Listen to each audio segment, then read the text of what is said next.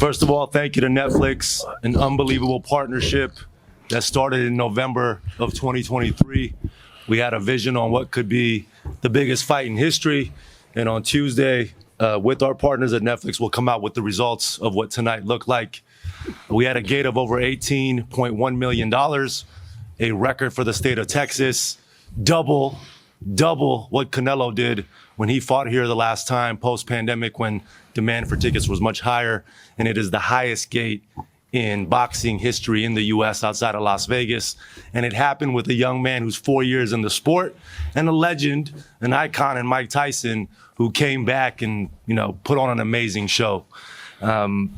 We actually exceeded Floyd Mayweather and Conor McGregor in terms of commercial establishments that paid to show the fight.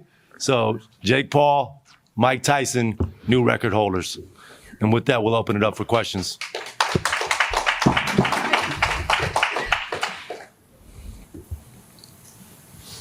Hey, Jake. Andreas from ESPN. Can you talk about the opening minutes when you see Mike cross the ring from you? He's giving his peekaboo style. He's coming forward. What were your initial thoughts? Because it seems surreal that you got in the ring with Mike Tyson. Yeah, I was just so prepared. I've gone through the moment so many times in my head and meditation and stuff like that. So it didn't faze me. And I just felt at home just because I'm on the path of riding my destiny. And when you're really close to God and on the path of your destiny, you just feel everything so much more and you just know what's going to happen ahead of time. Round three, Mike seemed to be running out of gas a little bit. You were working the jab really well. At any point, did you start to take your foot off the gas just a little bit because you noticed he was tiring out? Yeah, definitely. Definitely a bit. I wanted to give the fans a show, but I didn't want to hurt someone that didn't need to be hurt. Did you feel Mike's power at all? No. He hit you with one, and you gave him the tongue. Only because the crowd, got turned up, but it didn't actually hurt. But, no one's punches have really hurt. I got buzzed a little bit against Tommy Fury, but that's about it. It didn't hurt. No, I was just off balance when Woodley hit me, but because I was throwing a check hook and I missed, and then my chin was open, and then he hit me and I went boom. But it didn't hurt. Calvin Watkins, Dallas Morning News. Do you feel like it's time for people to just to accept you for who you are and not try to say, hey, you need to fight ranked fighters or fight for a belt or those kinds of things and just accept what you bring to the sport? Because obviously, look what you did tonight. Yeah, I think so, but the people just love to hate me. I'm easy to hate. And I intentionally, say things to make people hate me. I play the heel. I feed into that. And, that's just what I like to do. And that's what entertainment is. And at the end of the day, I started as a 17-year-old in Los Angeles in the entertainment business. But I've been in this sport for 4.5 years and have been so active doing every event, taking any fight possible. So if people want to see more or this challenge or fight this person, whatever it is, my response to them is just give them a couple more months because I'm going to accomplish more things in just a matter of months. And I plan on doing everything in this sport that there is to be done. But just to be clear, right? He's fought UFC champions. He's fought boxing legends. And he's fought boxers that someone with his experience should fight. And he's knocked them out in the first round, right? He did that twice in a row before Mike Perry. He was fighting in front of 4,000 people last December in Orlando, knocking the dude out in the first round, but doing what traditional boxers do. And now he's here putting on the biggest show that boxing has seen in 40 plus years. There was a fighter who tried to bombard our press conference, former fighter on Thursday, and it was ridiculous. That dude fought somebody that was 9-21 in their 12th fight. This young man who has 4 years in the sport, 3 years with MVP, he just fought the baddest man on the planet in front of 72,000 people on Netflix. And he took it all in and stepped up to the challenge. So to your question about what's next, he's going to do everything that he wants to do to become a world champion. But in the midst of that, he may do things that are crossover. He may do things that are smaller in nature, but that's his path to be the world champion. AJ, congrats on the dub, and both of you, congrats on the good night. The crowd got a little restless. toward the middle of the fights, we started hearing the Blue Birds rational on social media isn't too great about the fight in general. Your reaction to that at all? Yeah, man, thank you for everyone tuning in and coming. And, you know, I tried to give the fight the best fight I possibly could. But when someone's just surviving in the ring, basically, it's hard to make it exciting. So I couldn't really get him to engage me or slip shots and, you know, do something super cool or whatever. But I don't care about what people have to say. They're always going to have something to say, and that it is what it is. The only way that people would have been happy is if Jake lost somehow, right? And that would have been like, oh, what a great fight. Mike's a legend. If he knocked out Mike Tyson, it would have been rigged. The fight went to 8 rounds. Oh, Mike wasn't trying. Oh, the fight wasn't, good enough. It was an unbelievable display between a 58-year-old legend and a 27-year-old relatively young boxer. And he actually outboxed the boxer. Jake Paul outboxed Mike Tyson like he said he was going to do. Did you not? Like every single round. No, and yeah, like what do people say? Like I told everyone what I was going to do is to give him a boxing lesson. Ellie. Oh, Jeremy. Are you out of retirement? When did I retire? Bro, I haven't seen you in like a year or 2 years. I'm on the road all the time. You got to invite me. Damn, I miss you, Ellie. I miss you too. But first of all, congratulations. Tremendous event. A to Z, one of the best events I've ever been to. Thank you. Now, you called out Canelo in the ring. Trevante Davis just posted that he would beat the brakes off of you if you guys fight. Yeah, I mean, I'll be down. Let's run it. Like, I'll be super, super down. I don't know if Javante needs Jake Paul. Let's be clear, right? Is there a height limit in boxing?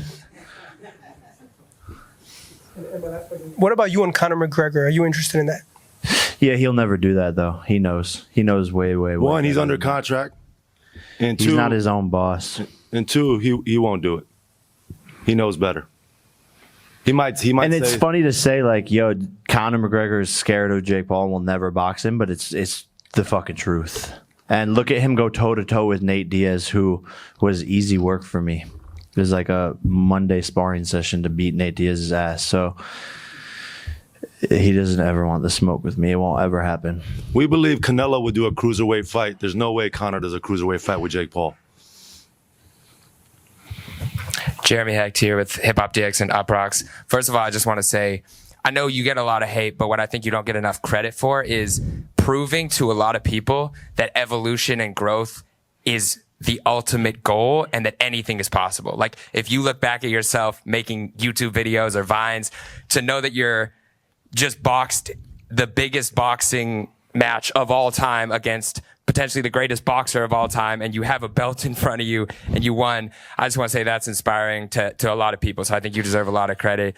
And then I would love to know, I'm just a big music fan. What is on your playlist pre-game? Did you listen to a specific song right before when you were training? Were there a few songs that got you to the point where you're the winner tonight? Yeah, me and my girlfriend were listening to Olivia Rodrigo, and then listening to Mr. Saxo Beat was the team's like theme song for the training camp. But thank you for your kind words. And yeah, my goal is always to show kids, or even if someone's already older, that no matter what, in 4.5 years, I'm a living proof that you could start something and rise to the top of it just with hard work, commitment, and dedication. All right, Jake, right here. Congratulations, man, on a good fight. I spoke to Andre Ward, Stephen Coreno, KO Artist Sports, by the way. I spoke to Andre Ward afterwards, and he said that he didn't want to come out and say that he thought you carried Mike, but he said that he kind of respected that you let him live a little bit, that you didn't actually go for the finish. Would you agree with that? Did you carry Mike? Yeah, I mean, a little bit. Yeah, like there was a point where, I was just like, okay, he's not really engaging back. And so I don't know if he's tired or whatever. And I could just tell, his age was showing a little bit. And I just have so much respect for him. And that like violence war thing between us, like after he slapped me, I wanted to, be aggressive and take him down and knock him out and all that stuff. But that kind of went away as the rounds went on. You want to talk about the last 3 weeks at all? I think it's important to share. Yeah, 22 days ago, I completely sprained my ankle, completely tore the ligament, the anterior ligament, and like contusion, snapped the other side of my foot. Was on crutches for 4 or 5 days, and it just hindered the end of my training camp. I don't know how it didn't get leaked or anything like that, but it just made everything mentally more difficult to go into the ring with a sprained ankle, having to tape it up, and I missed about 2 weeks of sparring, so I really only sparred 1 or 2 times before this fight, and that's why my cardio didn't feel as good in there tonight. But you just roll with the punches and fight through those things. Hi, I'm Robert for Dutch television. I had a question about Utah. What does she mean to you, and what did she bring to you towards this fight, and what does it mean to you that she's here? Yeah, I mean, she's the best woman in the world, and she's always supporting me, and she inspires me, and she works even harder than I do as an athlete, which makes me be on top of my game. And I know she's going to be world champion and win Olympic gold, and so I need to win the world championship belt as well. And she just has brought the best out of me as a human, so that's when you know you have someone special. Thank you.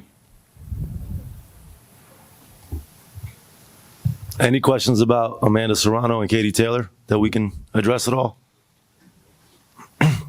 I would like to point out that the betting markets in the 10th round had it as minus 350 for Amanda to win. So the sports book had a minus 350 in the 10th round that Amanda Serrano was going to win the fight. Yeah, medicated question right here. Nikisa, I don't know, Jake, did you get a chance to watch the fight? Were you able to watch it back there? I was like watching bits and pieces of it. It was hard to fight because I was warming up, or hard to watch because I was warming up. I know you watched it. What were your thoughts? I mean, there was a point deducted, the headbutts. Amanda still loses on every scorecard by 1 round. What is your overall thoughts of the fight? I thought in the first round, if there was like 15 seconds left, Katie Taylor was dropped and done. If you look at the replay, she was dazed, didn't know where she was. I thought Katie implemented her game plan well, but it was a dirty fight. She used her head to lead every single minute of every round. And Amanda, did her best to fight back, but she was at a disadvantage. And the ref didn't stop the headbutts. He took a point away way too late, and she continued to do the headbutting, continued to do the holding. Do you want to see the media rematch for this? We want to do whatever Amanda wants to do. She's got to take a little bit of time and see what makes sense for her to do next. Have you talked to Amanda, and how does she feel about what happened tonight? Just felt that, the ref didn't protect her. The ref didn't put her in a position to win. And they should have taken away more than 1 point for what that woman was doing in the ring tonight. Question for Jake. Obviously, Amanda coming off a very, very close loss. Did that affect you at all going out straight after that? Seeing your kind of training partner or teammate lose?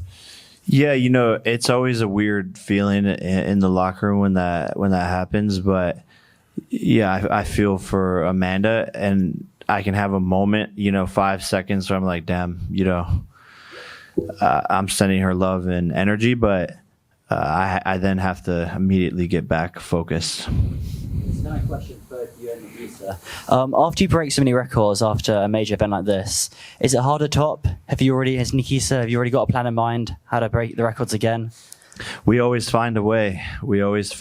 But yeah, just credit to us. There may never be another moment like this in boxing. It's rare to come by, but I believe we can find something, and I think there are a few names out there that make sense that the events will be just as big.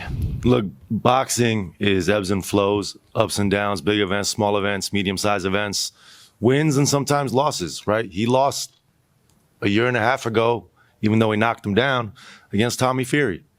And now he put on the biggest event boxing has seen in 25 years.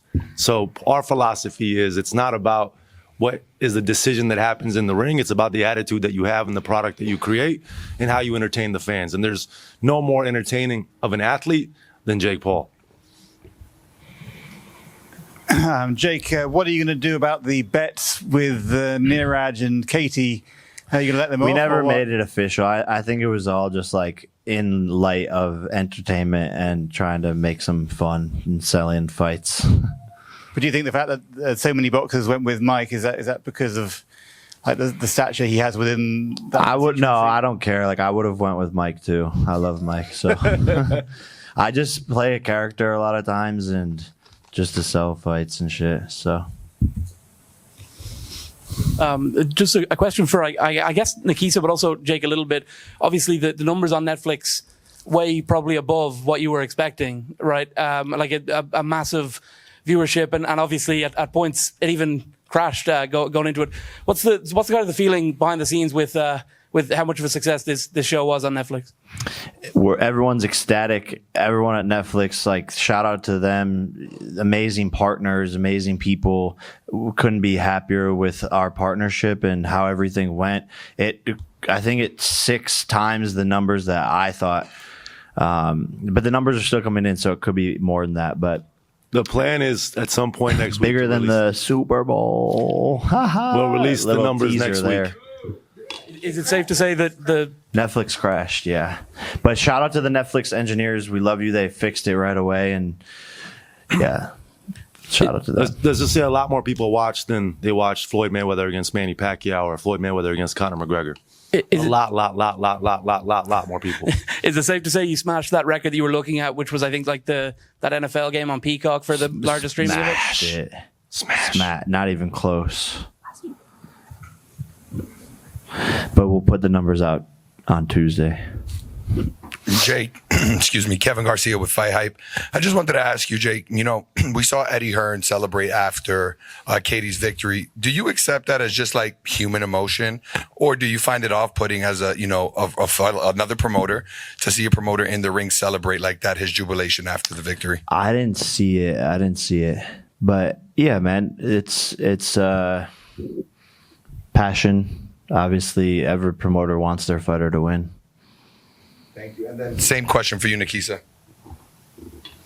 Yeah, I mean, look, we had a policy that no promoters were coming in the ring for this event. And there was probably like a month of continuous emails through different parts of our team trying to get them extra credentials and to allow Eddie to be in the ring with Katie. But I never heard it from Katie or Katie's team. They not once said to us, we really want Eddie in the ring. So when they continued until today, I finally said, is it what Katie wants? And Katie said, yes, I'd love for Eddie to be in the ring. And immediately I said, absolutely, no problem. How he conducted himself in the ring, that's not how we conduct ourselves, but that's okay. He showed emotion. She won a very close fight. No problem. We move on. Thank you, One more question?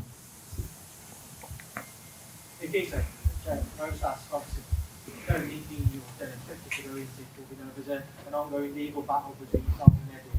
Has that kind of made the relationship this week difficult to keep her in a working position? No, not. I mean, look, Eddie's been defaming us for the past month and a half.